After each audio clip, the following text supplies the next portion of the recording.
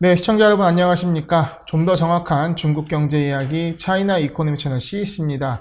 오늘 푸빅의 임준 연구원과 함께 말씀 나누도록 하겠습니다. 안녕하십니까? 안녕하십니까? 네, 푸빅과 함께하는 차이나 이코노미 데일리 일주일 동안 쉬었죠? 네, 맞습니다.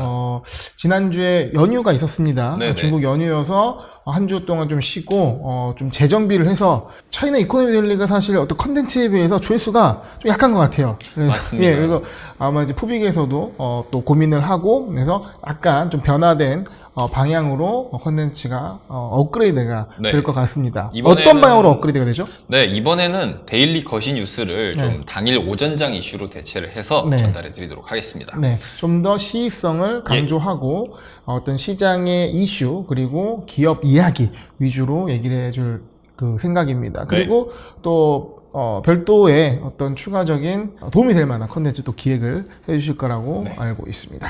자, 그러면 오늘 차이나 이코노미 데일리 시작하도록 하겠습니다.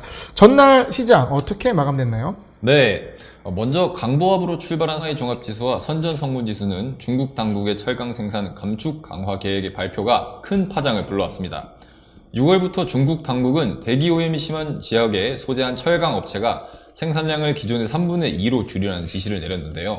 따라서 철광석 가격이 사상 최고치에 올랐으며 이러한 생산 감축 조치로 인한 공급 부족 사태가 발생할 것을 우려한 투기적 요소로 인해 철강주를 상승시켰습니다. 또한 세계보건기구가 중국제 백신의 긴급 사용을 승인해 바이오주도 상승했는데요. 다만 지방정부 부채 문제가 악화되고 있는 점은 증시 상승을 제한해 상하이 종합지수는 3427.99포인트로 전장 대비 상승한 채 마감했으며 선전 성분지수는 13917.97포인트로 전장 대비 하락한 채 장을 마감했습니다. 이어서 홍콩 항생지수도 강보합으로 출발했습니다. 홍콩 항생지수는 뉴욕 증시 강세와 중국 경제지표 호조로 상승 출발했으나 중국 증시 약세로 전장 대비 하락세를 보이며 장을 마감했습니다. 네, 이제 전날 시장 보면 크게 두 가지 이슈가 있었던 것 같습니다. 네네. 어떻게 보면 철강의 공급 과잉을 조기에 견제했다는 측면에서 좀 의미가 있을 것 같은데, 어제 시장에서는 크게 반응을 했고, 이로 인한 철강주, 그리고 원자재 강세가 나타났고요. 네. 그리고 시노팜의 긴급 승인도 어떤 시장을 자극하는 중요한 이슈였던 것 같습니다. 맞습니다. 일단 어제는 좀 하락 마감했다는 점이 좀 아쉬운데요. 네네. 오늘 오전장은 좀 어떻게 진행되고 있나요?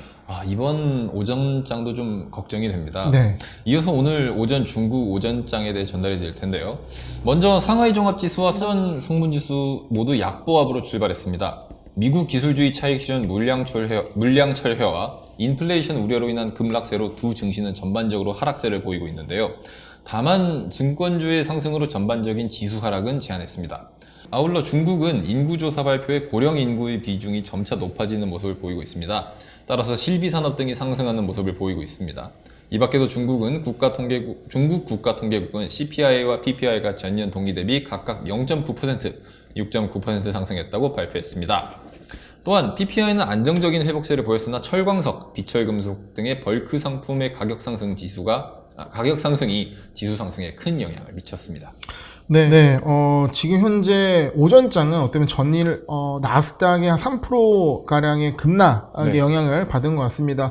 특히 홍콩 항생지수가 크게 빠지고 있고요. 네. 전반적으로 3대 지수 모두 하락 진행 중인 상황이고요. 네.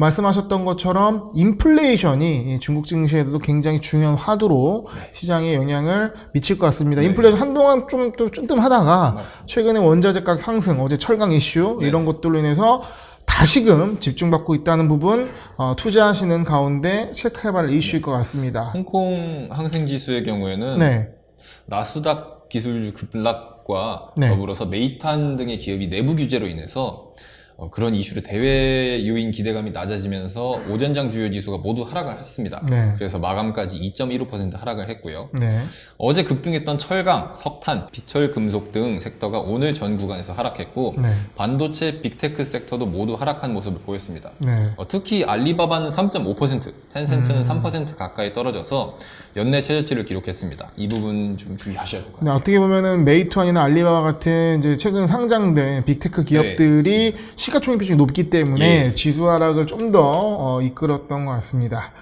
네, 뭐 일단은 올해 일주일 만에 또 소식인데 좋지는 않군요. 네, 생각보다 그렇게 좋지는 않습니다. 네, 그러면 시장이 안 좋을 때는 기업을 봐야겠죠. 맞습니다. 네, 기업을 보러 넘어가도록 하겠습니다. 오늘 가져오신 상장기 뉴스 어떤 기업들이 있나요? 네, 복성제약 최근에 가장 핫하죠. 지난 9일 복성제약과 바이오엔테크가 각각 1억 달러씩 투자해 지분 50대 50 구조로 중국 본토 내 기술 이전 방식의 mRNA 백신 생산 합자 법인 설립을 합의했습니다. 정식 계약은 올해 6월 체결 예정이며 생산 공장의 가동 시기는 2020년으로 추정됩니다. 지금 이 바이오엔텍이 이제 독일 회사잖아요. 맞습니다. 복성제약이 기존에 이제 백신에 굉장히 많이 네. 함께 개발을 하고 있고 예. 관련해서 주가도 많이 상승을 했는데 이 바이오엔텍과 만든 합자법인의 이 어떤 생산 규모나 그리고 네. 기대 효과는 어떻게 되나요?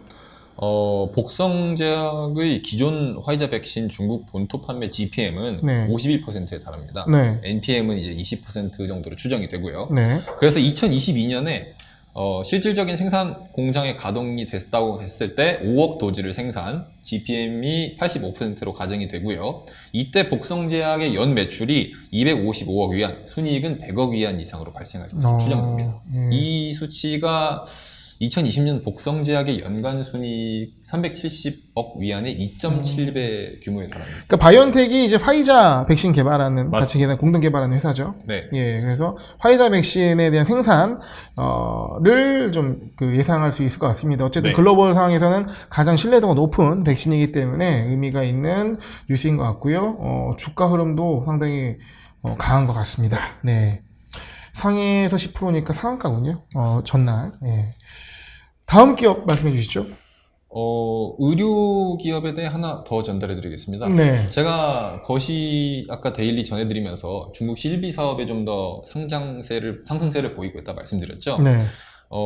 이런 거대한 중국 시장에 좀 더 수월하게 침투할 만한 그런 기업으로 예상되는 의료기기 회사 어약의료입니다. 네. 중국 가정용 의료기기 대표회사인 어약의료는 A주 상장사로 98년도에 설립이 됐고요.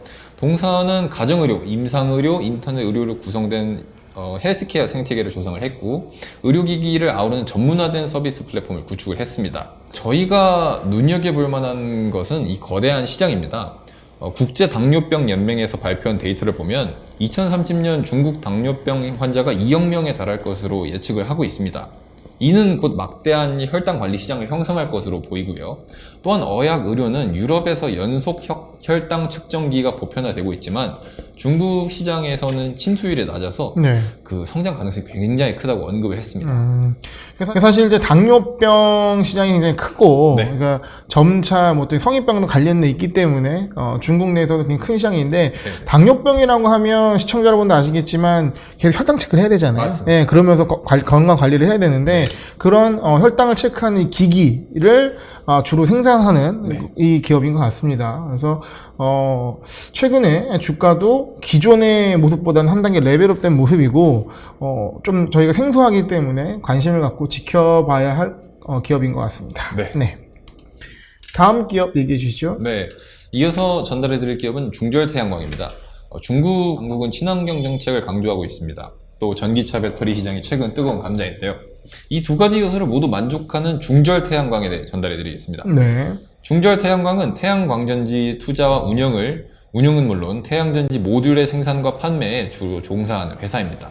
동사의 주요 제품으로는 전력 및 광전성 부품이 포함되며 당사는 자회사를 통한 배터리 모듈의 제조 및 유통에도 참여하고 있습니다.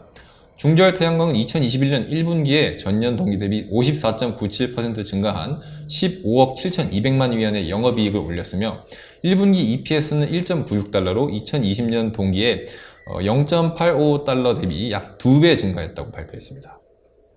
네. 중절 태양광, 신재생 에너지 관련 기업이고, 맞습니다. 말씀하신 것처럼, 중국 재정부의 추가 보조금 예산을 배정받았다. 네네. 정책 수혜주로도 구분할 수 있을 것 예, 같고요. 예. 네, 신재생 에너지 시장을 전방위적으로 커버하는 기업으로 중절 태양광, 역시 좀 생소한 기업인데, 이런 것도 좀, 푸비기에서 어떤 조사를 해주셔서, 관심있게 지켜볼 만한 기업인 것 같습니다.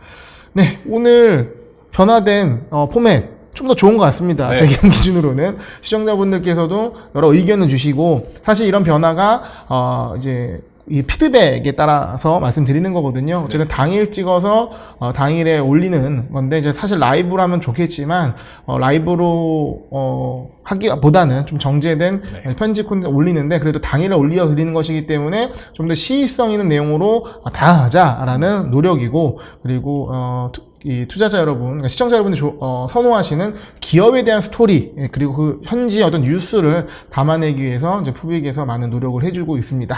오늘 감사합니다. 네, 감사합니다. 예.